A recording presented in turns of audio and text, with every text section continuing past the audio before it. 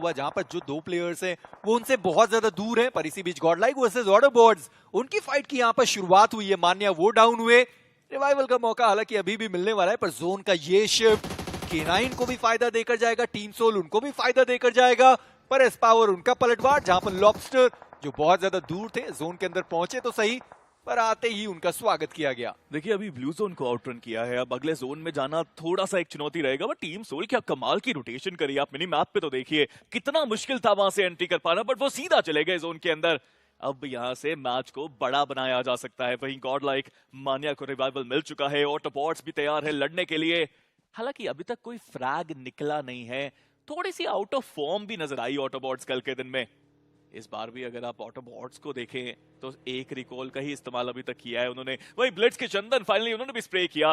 Reckoning के players जो थोड़ा सा जोन के बाहर से आने की कोशिश कर रहे थे, अब वो बैकफुट पे, बट गॉडलाइक निर्णय कर दिया गया है कि अब रश की बारी है। देखिए रश की बारी तो है, पर जरा अपने गाड़ियों को संभाल कर रखिए, आपस में लड़ने की जरूरत नहीं है, सामने वाले जो प्लेयर्स हैं उनसे लड़ने की जरूरत है। गॉडलाइक ये भी सही तरीका है देखने का, यूपी में उस वजह से चेक जरूर किया जाता है।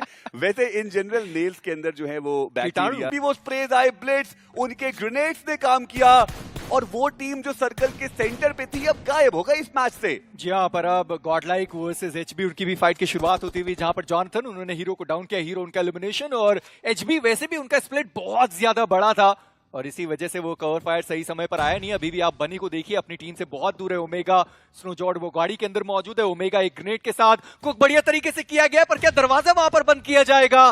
पर उससे पहले एडमिनो का वो ग्रेनेड जहां पर ओमेगा वो डाउन हो गए, और एचबी ऐसा लगा ही नहीं कि एज अ टीम वो फाइट करने के लिए आ रहे हैं। वो दोनों ही प्लेयर बहुत दूर थे और मौका बना ही नहीं कि अपने प्लेयर्स को वो कवर फायर दे पाए। पर इस पावर रिवाइवल अभी भी संभव हो सकता है, पर बहुत ज्यादा ओपन में वो प्लेयर डाउन है और रिवाइव करने की एडमिनो के द्वारा वो कोशिश करी तो जा रही है। वही दूसरी तरफ सारंग, उन्होंने नकुल को डाउन किया, और जैसा आपने बोला बहुत ओपन एरिया से आना पड़ेगा। मुझे लगता नहीं कि वहां पर जो रिवाइवल की प्रक्रिया है वो शुरू की जाएगी, बट एडमिनो वो एक रिस्की मूव ले जरूर रहे। आप देखिए कितने कम एचपी पे पावर बचे हैं, और वो डॉट एच पे, बट जॉनथन उनके सामने क्लच गॉड आ गए और उनका स्वागत काफी अच्छे तरीके से किया गया।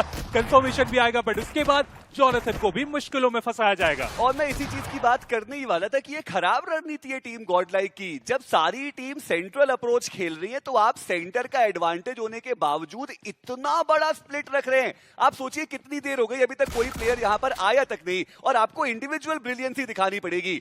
और इस पावर वो ब्रिलियंस अभी तक उन्होंने बढ़िया दिखाई भी है। चलिए अभी तक वो प्लेयर नहीं आए अपने दूसरे प्लेयर को बचाने के लिए, और इस पावर वो अकेले अब यहाँ पे फंस से चुके हैं। देखना ये कि क्या वो क्लच एग्जीक्यूट करके जा पाएंगे। एक 1v3 की चुनौती वो उनके सामने रहने वाली है। साइरेक्स वो अपने आप को हील करने की कोशिश करते हुए समय थोड़ा लिया जरूर जा रहा है। बैकलाइन में भी एक फाइट चल रही है, टीम सोल वर्सेस एएक्स, यहाँ पे एक दूसरे को काफी ज्यादा नुकसान पहुंचाया गया, लेकिन उसके बाद ये इम्पैक्ट काफी ज्यादा बेटर साबित हुआ। मान्या जरूर वहां पे आने की कोशिश में, लेकिन एस पावर उन्हें गिराया जाएगा, कोई फर्क नहीं पड़ेगा। जो आप बात कर रहे थे कि टीममेट का अगर साथ आएगा तभी तो ओवरऑल स्टैंडिंग में वो बेहतर करके जाएंगे, और यहाँ पे एटलीस्ट वापसी के अगेंस्ट जोन के बाहर एक टस्क वो डाउन किए गए, और अब ये जो स्प्लिट है गॉडलाइक का वो उनको वैल्यूज भी दिला रहा है। एडमिनो वो थोड़ा पीछे की तरफ मौजूद है, और बैकलाइन से 8-बिट की मुश्किलें पहुंचे हैं, और वहां पर भी कुछ शॉट जो है वो दिए जा रहे हैं लॉबस्टर के द्वारा। दूसरी तरफ एडमिनो उन्होंने चंदन को डाउन किया, सर्वर को डाउन किया। एडमिनो वो तो एक डिफरेंट लेवल पे देखने को मिल रहे हैं। जो पहला मुकाबला था वहां पर भी वैल्यू निकाली, दूसरे में भी वैल्यू निकाली, और यहां पर भी 4 फिनिशेस के साथ अब ब्लिट्स की मुश्किलें बनाने को तैयार नजर आ रहे हैं। हाइट का जो एडवांटेज मिला, और उसके बाद जो सर्कल का कंट्रोल बना के रखे, पूरे तरीके से ब्लिट्स को यहाँ पे गेट कीप करके जाने की कोशिश में है।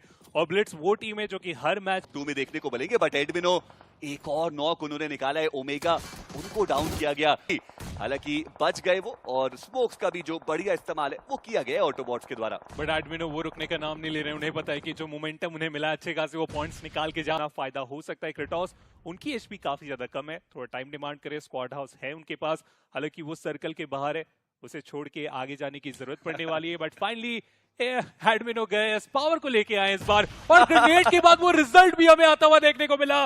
वो जो टीम वर्क हम बात करते हैं वो फाइनली बनता हुआ। एक खिलाड़ी को गिराने के बाद अब दूसरे खिलाड़ी के ऊपर पूरी रिस्पॉन्सिबिलिटी, 3 अलग अलग दिशाओं से वो शॉट, और इसी के साथ एएक्स उनका एलिमिनेशन। पर लेकिन अब टीम नेबुला वो घेराबंदी करने के लिए तैयार थी। टोटल यहाँ पे 14 है, तो कमाल का वो फिनिश निकाला गया है, बट कार जैसा आपने बताया उसकी शुरुआत हो चुकी है। मान्या जैसे ही आगे बढ़ेंगे, क्रेटोस देख लेंगे, इनिशियल नॉक निकाला गया, काउंटर भी यहाँ पे करने में हुए कामयाब।